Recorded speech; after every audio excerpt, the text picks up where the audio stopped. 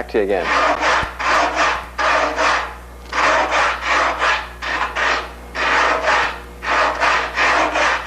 This is something you have to do by feel.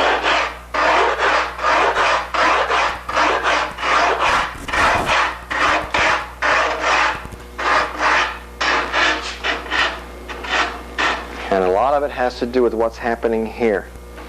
You make a nice smooth change in radius, getting larger and larger and larger out to this point.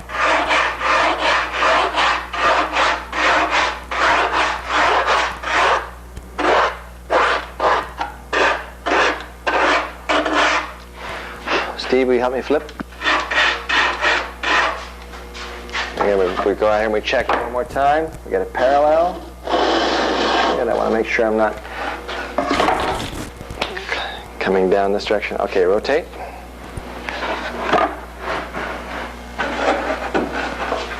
All right, we've lost our jig.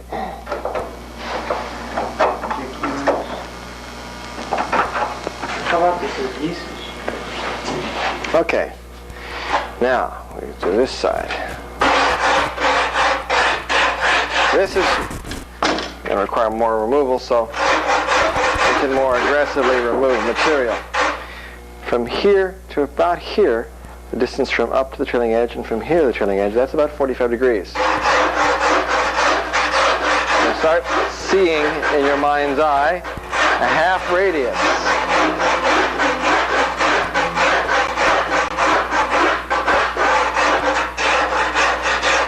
The same thing occurs here. The distance from here to here, or I should say from here to the center of that corner, the distance from here to the corner, there's where, as you move out,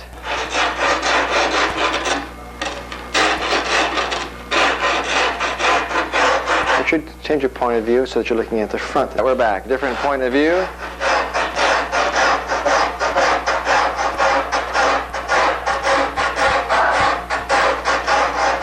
We're going to end up radiusing this from here progressively out to this point.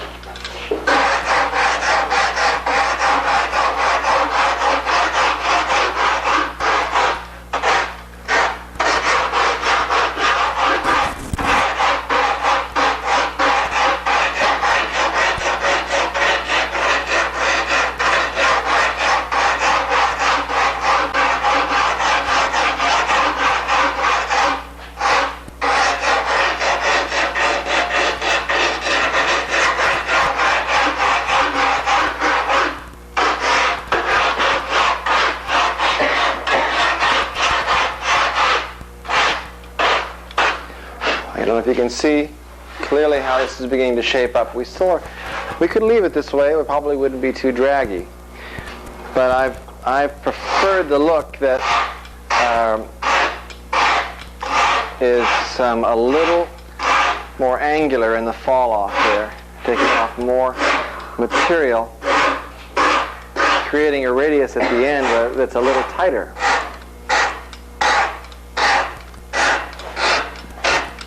And you're going to discover something about the sculptor in you. There's a certain point where you're going to say, it's safe for me to leave it here. This looks good. But from the other tips that I have done, I know I can safely proceed with a steeper angle on this and end up with something that looks like it's aerodynamically more pleasing and more likely to produce less drag.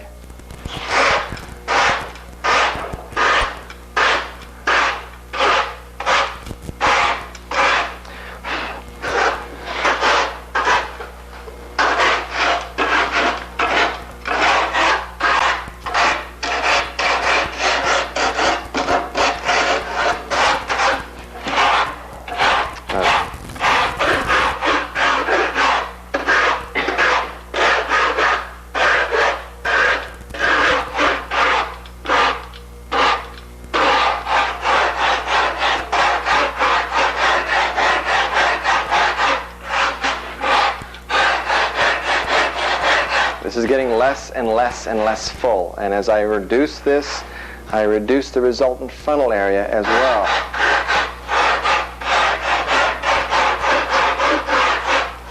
As the cross-section here is now getting closer and closer and closer to tangent to this surface, whereas before my tangency was way out here.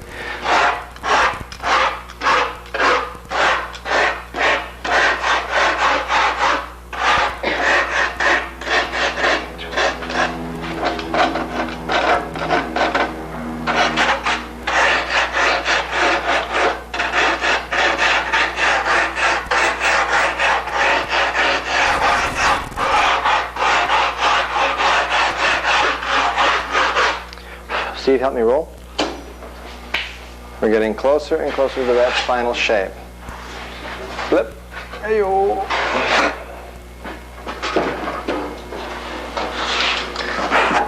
Now we start doing the same thing to the bottom side. We start bringing this point here and creating a tangency that comes further and further inboard.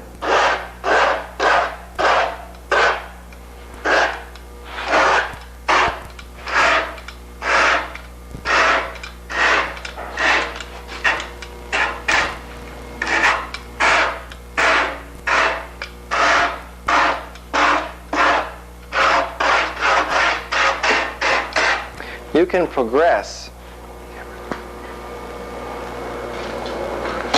with this process, both tips in place at the same time, and you take each one to the stages that I've shown you. You start with the block form.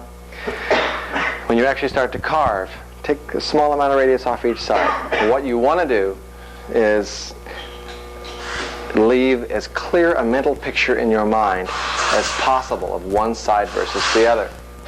Steve? And by keeping this process as parallel as possible, work left side, take a small amount off, and back and forth and back and forth, you will accomplish having a more symmetrical part that way. So proceed in that fashion. Now at this point, beyond this stage, it's a matter of taste. And there is no way I can prove definitively which is or which is not the more draggy of the two tips. The fuller leading edge or versus the one with the swooping trailing edge. The next one I'm going to do is I'm going to skip all the processes up to carving the trailing edge and showing you how to translate this camber line into one that will be much higher and will sweep down back to the leading edge.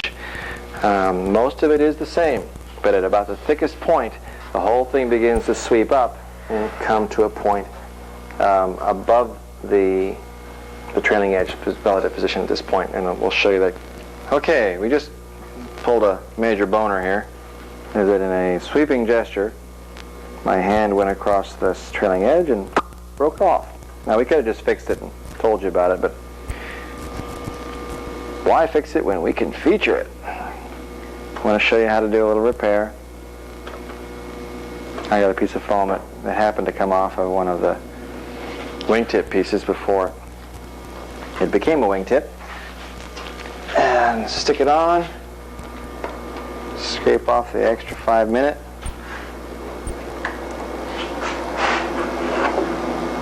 Make sure it's above contour. You have enough foam there to do the repair work.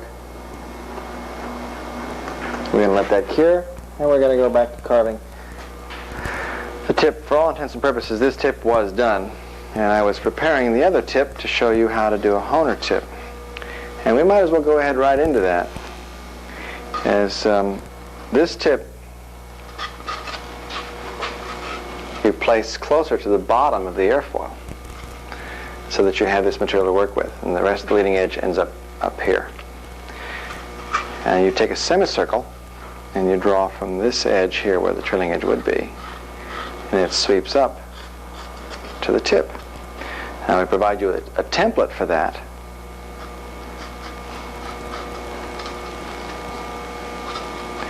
Now if your center line leading edge is down here, your wing centerline camber, this is your leading edge, you end up sweeping up to this point. But you would imagine that your leading edge average comes through the middle of your tip and then begins to sweep up. So your bottom surface is what comes up to meet your new camber line, and then ends up here.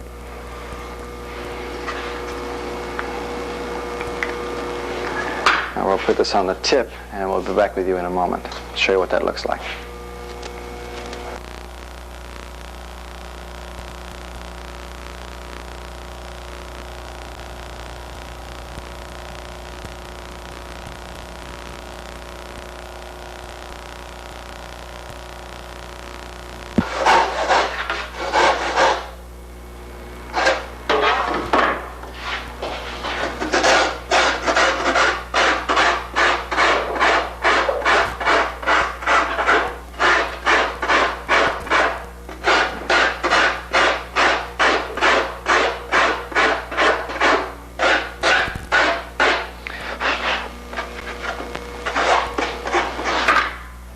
Another one in here, because we're not going to end up going much beyond this edge for the shaping.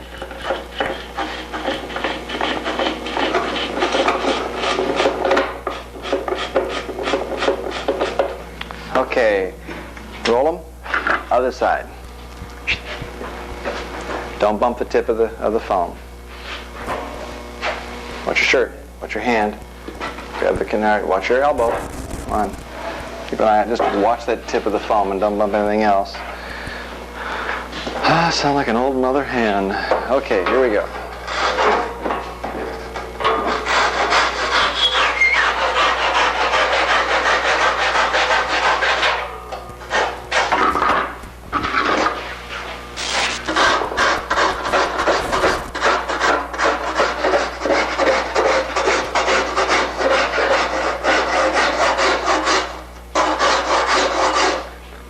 Start with a block form. Now we have to work towards this edge. And we proceed much more carefully here.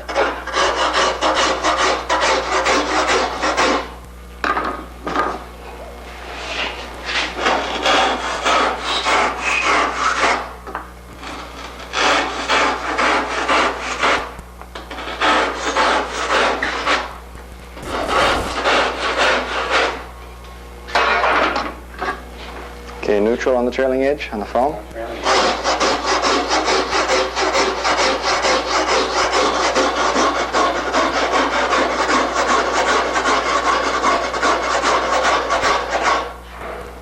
Neutral is here. No, it is for this one. Leave it right there.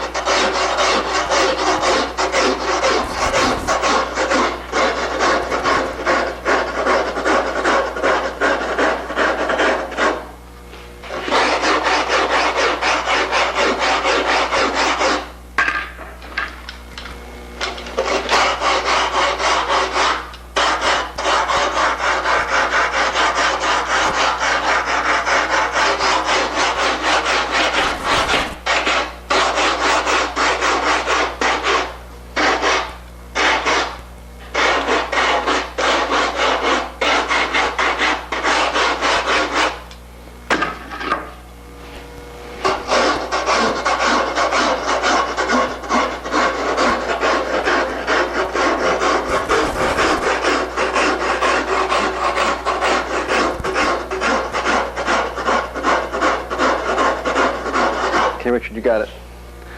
Finally gonna go.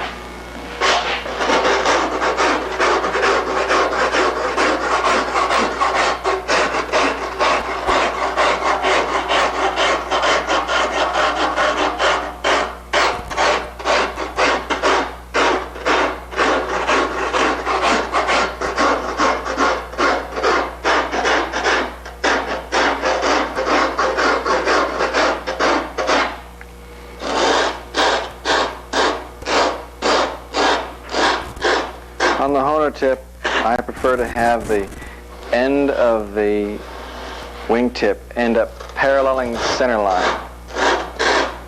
I feel that it ends up generating a lot less drag that way.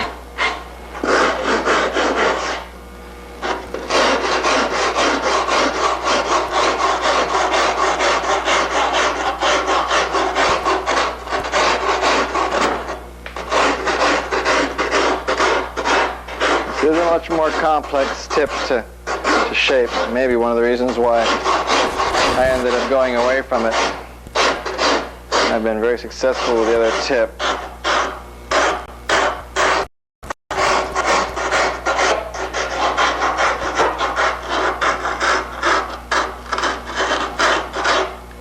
Okay, Steve, roll to the opposite side, please. Watch the tip. Watch the tip, please. Okay, roll them. Just keep your eye on the tip. Fingers out. Now we know where the trilling edge is. Let's remove some excess foam here.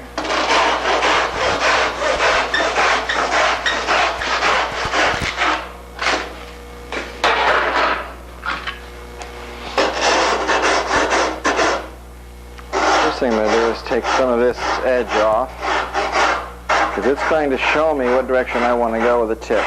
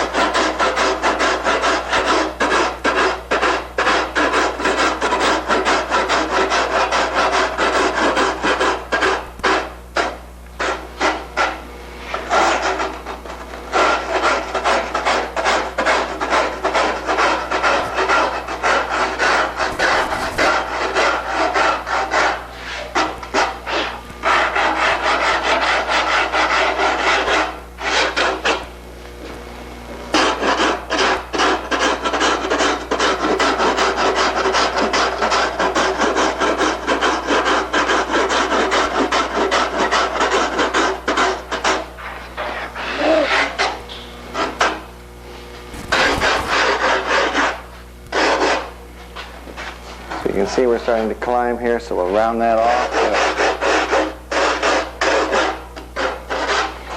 A pleasing curvature.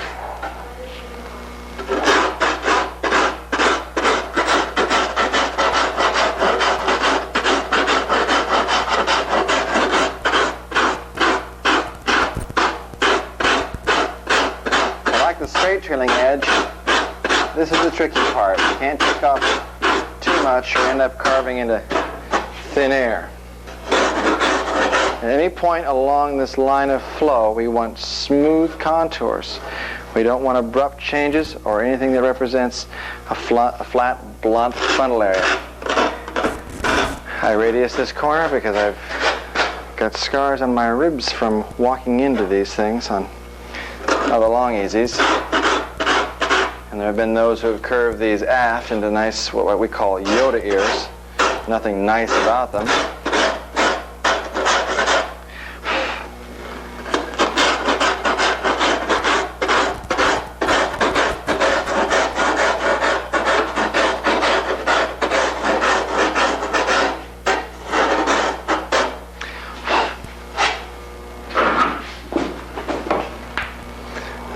This sweeps up rather profoundly, and I don't generally go much.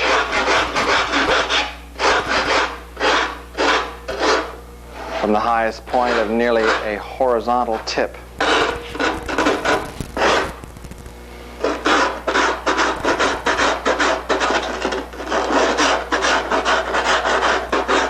Now at this stage you end up refining all your corners, all your radiuses, and very smooth transitions.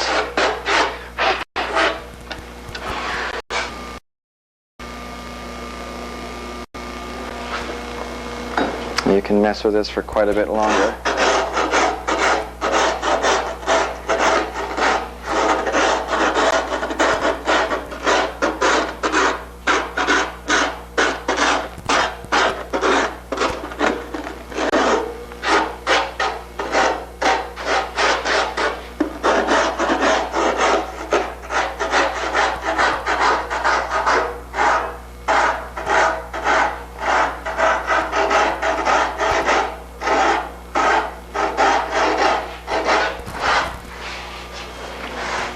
Richard, can you get a look at it from the front? And I'll show them what to avoid.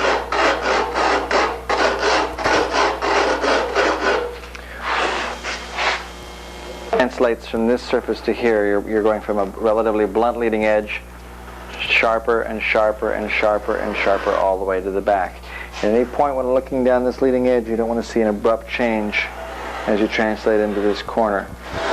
Now, before you go to ultra thin at the trailing edge in this area, you choose one side or the other to glass first, depending on how your trailing edge ties in. You're going to put silver tape on both sides of the elevator, and you'll lay out 2 plies of bidirectional glass, going all the way to where my fingernail is here, and lapping over the center line. And you're going to be able to wrap that up to about this point. Then it's going to be too sharp for you to wrap. Then you're going to let it go right to the very edge and around the corner to here. After it hardens, you'll trim to this surface. Trim to here. And of course, when it's semi-hard, you're going to cover it with micro and do the preliminary sanding. And you're going to flip over to the opposite side. And where it's too sharp along here to do a wrap, you'll do either a flux corner or micro corner. And you'll lay up, lapping the other side of glass a 1/2 to 3/4 of an inch under the opposing surface. Regarding that issue, I would lay up the bottom first and then lap the top overside so you have your visible lap on the underside. It's all going to get covered with micro. This is down below the surface sufficiently, as will be this, so that none of the lapping surfaces come up above pleasing contours on the exterior. So our next step is going to be to lay up 2 plies of glass. We'll do that under the tip though. It just won't be this sweep up. This surface is perpendicular to the back edge, parallel. And this sweeps to the point where it is now paralleling center line of the aircraft. It does not go across diagonally, giving you larger and larger frontal area as we go outboard. It's very smooth sweeping curves all the way out, top side and bottom side. Good morning. One of the things that you can do to obtain near perfect symmetry, right tip to left tip, is to employ the method we showed you in the last section, whereby we attached the wingtip with drywall screws and then did a preliminary shaping of it. I've removed it and cleaned it up a little bit more, gotten the shape more close to what I wanted. And after I removed it, I realized that this provided me with an excellent opportunity to show you something that we've done in the past to get symmetry. We carved the other tip the same way. Haven't done so, but in your case you will have. And you remove it, and you place the 2 bottom to bottom and compare the 2 surfaces. And at that point you can really see perfect symmetry by using a technique we call horizons, where you hold the part away from you and as you change its angle, you get a different view of the horizon as you go. And if you have both surfaces together as you do the same process, then the result will be is that you will see if the 2 horizons are symmetrical as you turn the part, both top and bottom. That way you can get right tip and left tip exactly the same. If we're going to use this, I'd bond this back on right now and I'd go through the layout processes that I've described before. We're going to use the straight tip on this one. I'm going to put this back on the aircraft, do the carving, and get back to you with the next. Okay, we're back. What you've done is you've finished carving your part. You have the bottom surface of your elevator dead flush with the foam. You have the other tip on, and it's symmetrical. Matches up the other side the same way. I put both jigs on to make certain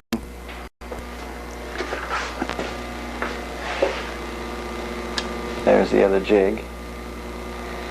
And I've got a good alignment, both tips. Now the next thing we're going to do is bond a tube on as a shroud in the foam. The tube you buy at your local hobby shop and is 7/32 OD. I bought another piece of tube thinking that it might be a better size. This is 3/16 ID, quarter OD, and just a little bit too small, but this is 7/32 OD. There's two ways you can do this. You can either shape the end of the tube. You can notice the cut here. I'm going to step in front of the camera, excuse me. Slide it into position just short, barely short of the tube. Make sure you can see that. Right here, 1/16 of an inch or so. Mix up 5-minute epoxy and apply the 5-minute epoxy in every area just short of where the cut is, in this area here. So you're going to epoxy from here to here, and then you're going to rotate it, which will pull the epoxy around, bonding the foam to the tube.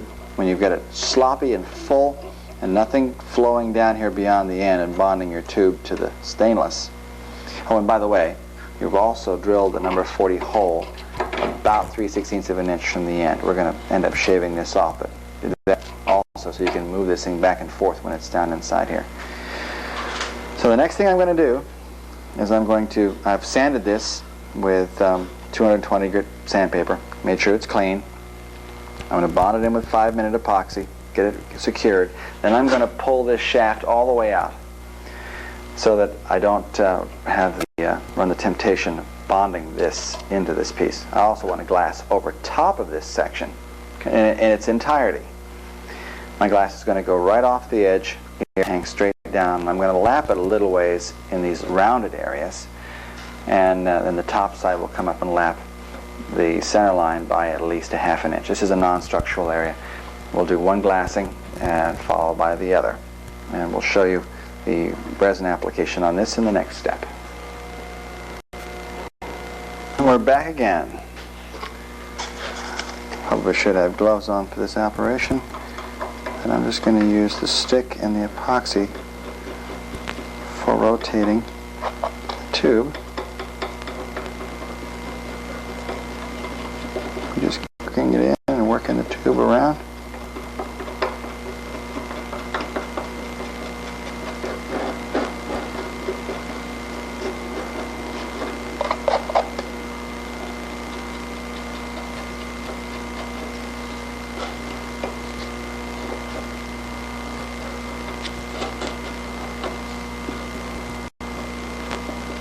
Pulling that epoxy all the way around the tube.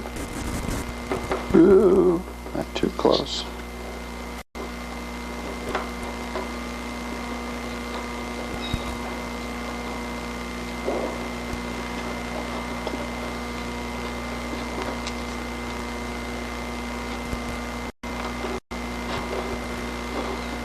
Get that resin squished in. If you can, even try and average where the tube ends up laterally on the pin. You can tell if it favors one side or the other.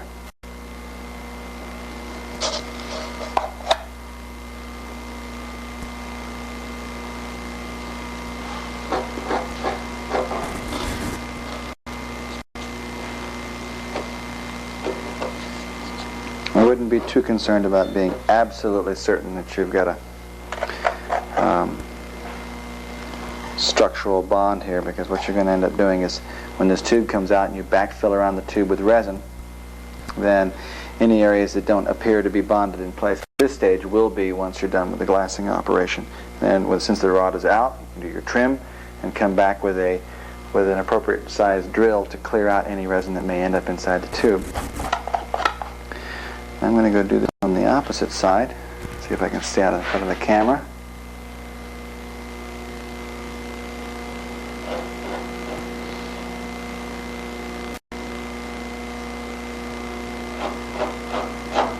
I've mixed a little bit of micro with this 5 minutes so that it's a little more easily machined.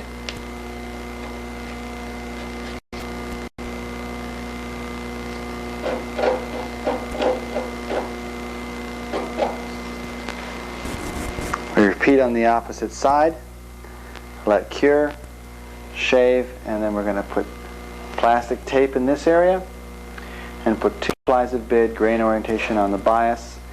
Slurry the surface first. West Systems resin is fine here. It's a non-structural surface. As soon as it tacks up, then you can apply your micro to the surface. You can knife trim between the two. Well, I've finally gotten around to putting the slurry on this tip. I've mixed up 1 shot of West.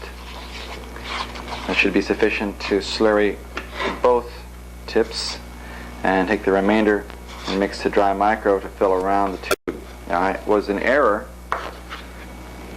in the last section when I spoke about the diameters of these brass tubes. This is a 7/32 brass tube. This is 1/4 inch OD. I bought the 2 sizes so that I could place one inside the other for this particular operation. I don't have to worry about getting epoxy inside of the other tube. This acts as a shield of sorts. This is a fairly thick slurry. Do be very careful around the trailing edge. It's not like the others. We don't have a jig edge to protect us.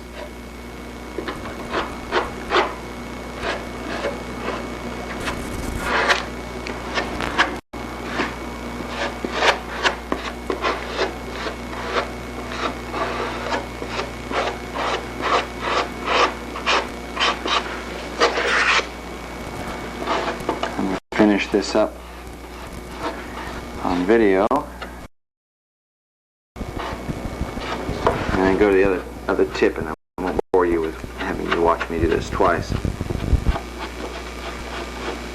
You can go slightly around the center line if you wish. We're going to take the top side and lap it well onto the bottom up to about where the edge of the radius ends.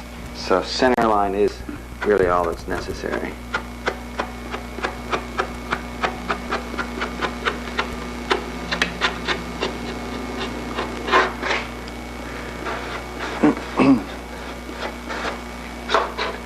I will fill around this opening before I pull this tube out, after I mix this to dry micro, and I'll be back with you when I've gone through my scrap box and found several suitable pieces of glass.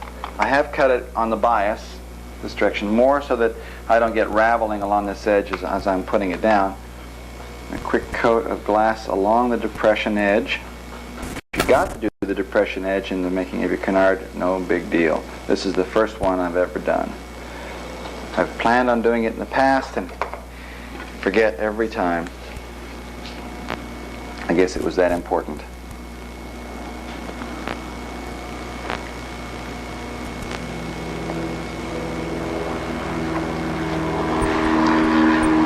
I'll wet this out, let it drape. I'll cut off all but an inch here all the way around. 2 plies, both sides, let cure, trim to the center line, lightly feather the edge. 2 plies from the other side, lapping a 1/2 inch to an inch, just to the point where it becomes a tangent to the fat. You don't want it protruding above the contour, because we've gone to great lengths to make the contour below the average plane of the Canard, so that when we fill and sand we don't end up with a lump here. We'll be back to you for the next step. We're in the process of putting down the second ply. We've only had 1 pound of resin mix this far. I'm doing 1 tip at a time. In retrospect, I would advise that you leave your glass hanging, because if you trim the first ply back, it does not want to go even to the center line, and we would prefer that it at least go to center line. The hanging glass will keep it tangent to the radius, so do leave that on, and wet out just a little bit beyond your silver tape, protecting your elevator, so that you've got a nice clean trim line. We'll let this sit on here for about an hour, and then we'll come back and coat everything but this last inch with micro, and we'll fill well out onto the Canard section here, so when we sand it, it'll all taper in.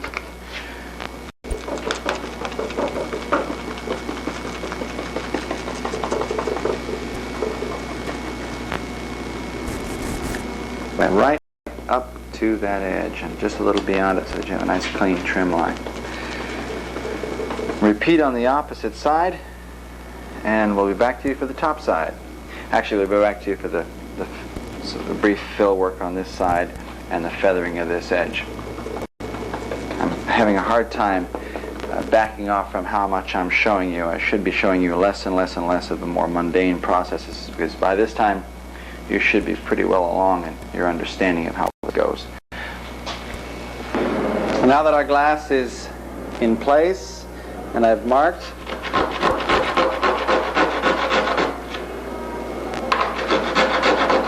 cut between the wingtip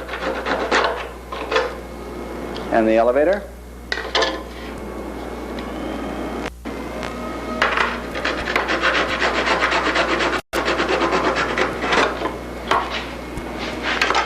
Use my boarding house reach here.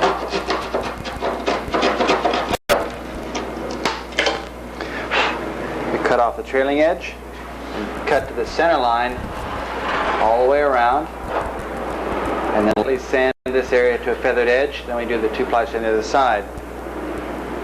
We also grind out the opening to the push rod, or the hinge pin.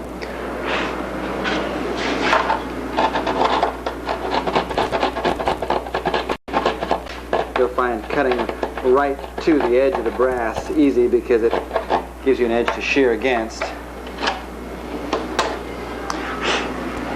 Grind that out carefully. Cut this, glass the other side. I'm going to also put a layer of micro on here before I do my flip. Now we're back for one more shot prior to putting the top layer of glass on. Nearing the end of this tape. We've mixed up a medium batch of West Systems micro. I'm going to fill right around our protection tube. Serves more than one purpose.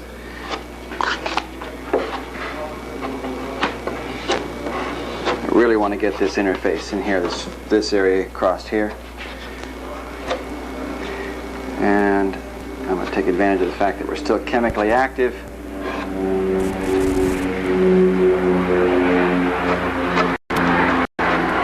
Get it rubbed in real good.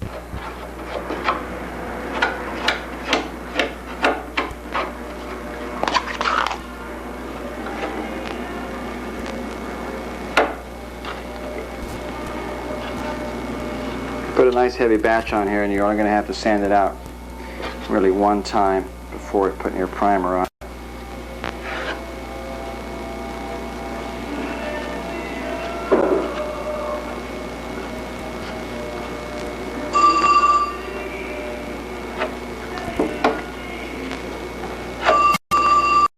And that's what the fill looks like. On the bottom side, I'm going to do the same thing to the other. And then we're going to flip it over, complete the top laminate. Okay, bottom side is coated, and now we can remove the tubes carefully. Try not to disturb the micro. We'll let it cure out. We'll put the other surface on before we cure the micro on this side. Fairly certain that we can stay out of it.